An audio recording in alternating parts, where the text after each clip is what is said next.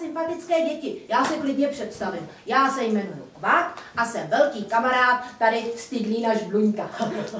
Maminky totiž na jaře hrozně moc uklízejí. A víte proč? Ne. Protože na jaře se dělá takzvaný velký jarní úklid.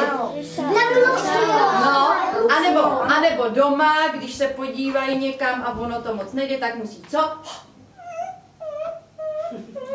Očistit. A co?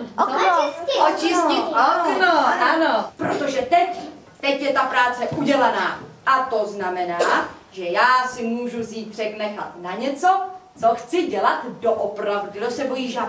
Mouchy. No super, ano, protože žabáci zase žerou mouchy. A kdo se teda bojí much, no? Kdo se bojí mouchy, co? Jo, ty? A mikroorganismy, ano, taky. A mikroorganismy. A možná se much bojí třeba i makromaminky, protože když taková moucha přiletí do kuchyně, tak co udělá maminka? Plácačku. No?